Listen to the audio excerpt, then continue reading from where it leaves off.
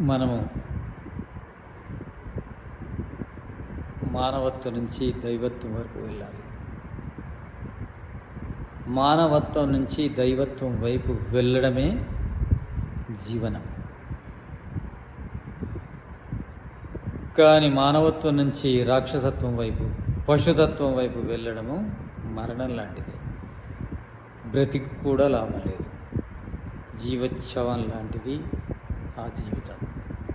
బ్రతికి ఉన్న శవం. మానవునిగా పుట్టాము, మానవునిగా ఉంటూ దేవుడిగా మారాలి.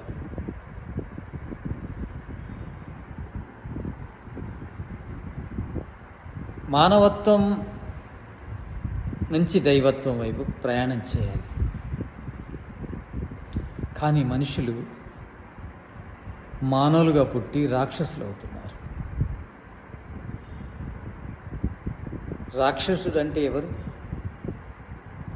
రాక్షసత్వం అంటే ఏంటి? రాక్షసత్వం అంటే ఇతరులది తీసుకోవడం,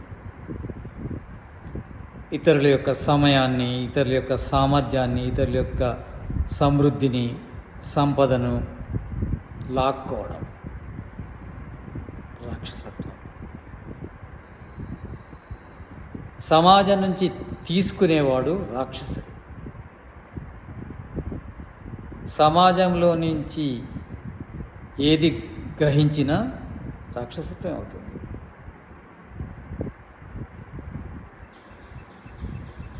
సమాజం అంటే ఏంటి? మనుషులు, జంతువులు, వృక్షాలు, పరిసరాలు, వీటి నుంచి మనం తీసుకుంటున్నాం.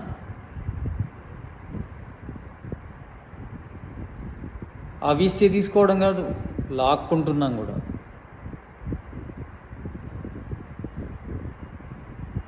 ఎంత దారుణం అంటే మనం జీవ వైవిధ్యంలో జీవిస్తున్నాం. జీవ వైవిధ్యం అంటే రకరకాల జీవుల వల్ల ఈ మానవుడు జీవించగలుగుతున్నాడు.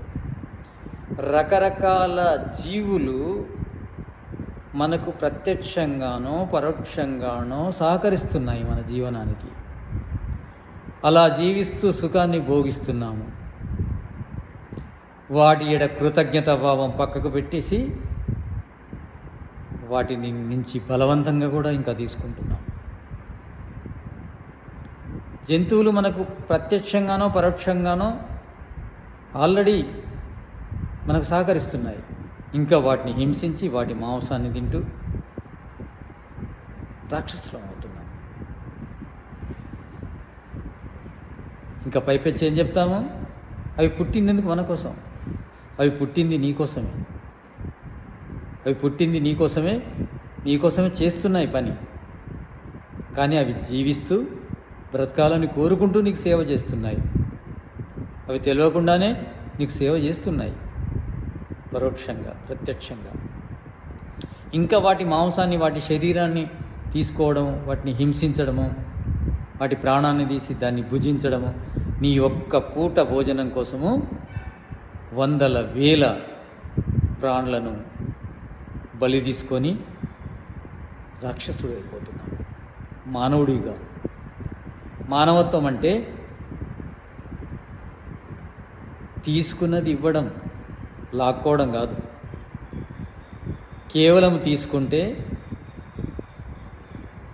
నే పాపం అవుతుందంటే ఇంకా బలవంతంగా లాక్కుంటే ఎంత పాపం అవుతుంది? తీసుకున్న దాన్ని ఇచ్చేయాలి, అప్పుడు రాక్షసంగా. తీసుకున్నది ఇస్తలేము, ఇంకా పైపెచ్చు లాక్కుంటున్నాము ఇంకా కూడా. ఇది రాక్షసత్వం అవుతుంది. మరి రాక్షసత్వం నుంచి మనము మానవత్వంలోకి వెళ్ళాలంటే దయాగుణం కావాలి. దయాగుణం లేకుంటే మనము మానవులం కాలేము. ప్రతి జంతువు మీద, ప్రతి మనిషి మీద దయ చూపెట్టు. మనుషుల్లో చాలా రకాలు ఉన్నారు. నీకు ఎంతోమంది సేవలు చేస్తున్నారు. ప్రొద్దున్నే పాలవాడు పాలు ఇవ్వకుంటే నీ జీవితం సంపూర్ణం కాదు. కూరగాయల వాళ్ళు కూరగాయలు ఇవ్వకుంటే రైతు ఆహార పదార్థాలు ఇవ్వకుంటే, డ్రైవరు వాహనాన్ని తోలకుంటే, ఎంతోమంది రకరకాల మనుషులు నీకోసము ఎన్నో రకాల ప్రత్యక్షంగా పరోక్షంగా సేవలు చేస్తూనే ఉన్నారు.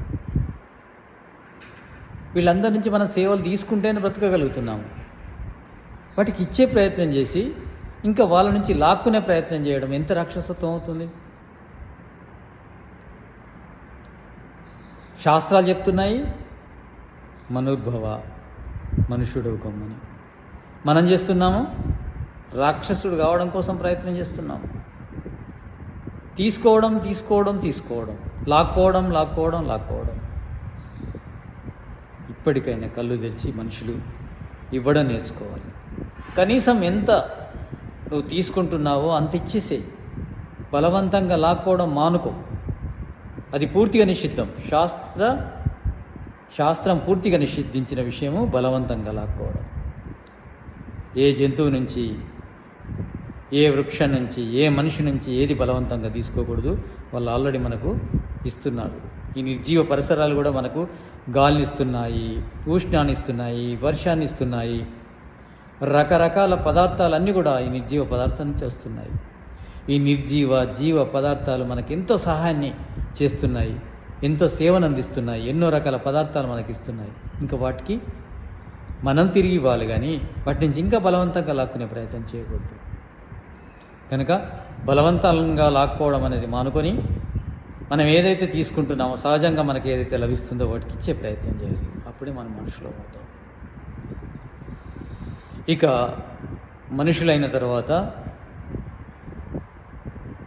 దేవతలమయ్యే ప్రయత్నం చేయాలి. మనుషులు అంటే తీసుకున్నది ఇచ్చేవారు, దేవతలు అంటే తీసుకోకున్నా కూడా ఇచ్చేవారు. తీసుకోవడం మానుకొని కేవలం ఇవ్వడం ఎవరైతే చేస్తారో వాళ్ళు దేవతలు అవుతారు. వాళ్ళలో దైవత్వం అనేది మేల్కొంటుంది. మనం దేవుళ్ళం కావాలి, దైవత్వాన్ని పొందాలి. కానీ రాక్షసత్వం వైపు కాదు మన ప్రయాణం, దైవత్వం వైపు. మానవత్వం నుంచి దైవత్వం వైపు. దైవత్వం అంటే ఇవ్వడం, రాక్షసత్వం అంటే తీసుకోవడం. మానవత్వం అంటే తీసుకున్నది ఇచ్చేయడం. దైవత్వం అంటే కేవలం ఇవ్వడం, తీసుకోకుండా ఇవ్వడం. తీసుకున్నాము కదా అని ఇవ్వడం కాదు. ఎవరి నుంచి ఏం తీసుకోకుండా ఎప్పుడు ఇచ్చే ప్రయత్నమే చేయాలి. ఇవ్వడానే దైవత్వం అంటారు. అందుకే సూర్యుడు దేవుడు. సూర్యుడు మన నుంచి ఏం తీసుకోడు. ఎప్పుడు నిరంతరము మనకు ఆ కిరణాల ద్వారా రకరకాల ఐశ్వర్యాన్ని, రకరకాల శక్తులను మనకు ప్రసాదిస్తున్నాడు. అందుకే అది జడదేవత సూర్యుడు. వాయువు దేవత ఎప్పుడు మనకు ఆక్సిజన్ అందిస్తుంది. మన జీవనానికి ముఖ్య ఆధారం అయిపోయింది. అది మన నుంచి ఏం తీసుకోవట్లేదు. ఇంకా వాటి గొప్పతనం ఏంటంటే అవికి మనకు కావలసిన మంచినిస్తూ మనలోని చెడును తీసుకుంటున్నాయి.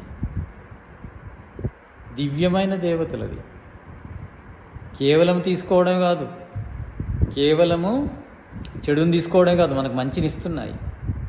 అంటే మనం సుఖంగా ఉండాలంటే మనలోని మలినాలు దూరం కావాలి, మనకు కావలసిన పదార్థాలు మనకు అందాలి. మలినాలు దూరం కావాలి, పోషకాలు రావాలి. ఈ నిర్జీవ పదార్థాలను ఏం చేస్తున్నాయి? మన మలినాలను తీసేసుకొని మనకు కావలసిన ఆహార పదార్థాలను ఇస్తున్నాయి. చెట్లు చూడండి, మన మలినమైన వాయువులను తీసేసుకొని మనకు కావలసిన ఆహార పదార్థాలను ఇస్తున్నాయి. సూర్యుడు, చంద్రుడు, వర్షము, వృక్షలతాదులు, గాలి ఇవన్నీ మనలోని చెడుని తీసుకుంటున్నాయి. మనకి ఏదైతే దుఃఖాన్ని కలిగిస్తున్నాయో దుఃఖ కారకాలను తీసుకుంటున్నాయి. మనకు కావలసిన సుఖ కారకాలను మనకి ఇస్తున్నాయి. అవి జడ దేవతలు. అదేవిధంగా ఎంతోమంది మన నుంచి ఏం ఆశించకుండా కూడా మనకు సహాయ సహకారాలు చేస్తున్నారు. వాళ్ళు దేవతలు. వాళ్ళను మనం అనుసరించాలి. దేవుడు అంటే ఇచ్చేవాడు, మనకిచ్చేవాడు కాదు. సమాజంలో ఎవరికైనా ఇచ్చేవాడు దేవుడు అవుతాడు. మనకిస్తేనే దేవుడు కాదు. సమాజంలో ఎవరికి ఇచ్చినా వాళ్ళు దేవతలే. మనము గౌరవించడానికి అర్హులే. కనుక దైవత్వము కలిగిన మనుషులను మనము ఆదర్శంగా తీసుకోవాలి. మనం కూడా దైవత్వాన్ని పొందాలి. సృష్టికర్త వేరు, దేవుడు వేరు. సృష్టికర్త అంటే సృష్టి నిర్మించింది. స్తుతించడానికి, ప్రార్థించడానికి, ఉపాసించడానికి యోగ్యుడు, పొందడానికి, తెలుసుకోవడానికి యోగ్యుడు సృష్టికర్త. అతడు సర్వవ్యాపకుడు, సర్వాంతర్యామి, నిరాకారుడు. కానీ ఇంకా దేవతలు ఉన్నారు చూడండి, వాళ్ళకి ఆకారం ఉంది. ఈ ఆకార దేవతల ద్వారా మనము ఆ సృష్టికర్తను పొందే ప్రయత్నం చేయాలి. సృష్టికర్తను మనం పొందాలంటే ఈ ఆకారం ఉన్న దేవతలను మనం అనుసరించాలి. వాళ్ళలాగా మనం దైవత్వాన్ని పొంది జడ దేవతలు కావచ్చు, చేతన దేవతలు కావచ్చు, వాళ్ళ యొక్క ఆదర్శాన్ని తీసుకొని రాముడున్నాడు. రామునికి పెళ్ళిళ్ళు చేయడం కాదు, రాముని యొక్క గుణకర్మ స్వభావాలను మనం కూడా ధరించాలి. ధరించి ఆ రామత్వాన్ని పొందాలి. పొంది బ్రహ్మత్వాన్ని పొందడానికి అర్హత సాధించాలి. మనుషులు దేవతలు కావాలి. దేవతల సేవలను గుర్తించి దేవతల్లాగా మనం సేవలు చేసి మనం దైవత్వాన్ని పొందాలి. కానీ దేవతల విగ్రహాలు పెట్టుకొని కేవలం పూజిస్తే సరిపోదు. దేవతల యొక్క గుణ కర్మ స్వభావాలను మనం ధరించి అనుసరించి బ్రహ్మత్వాన్ని పొందాలి.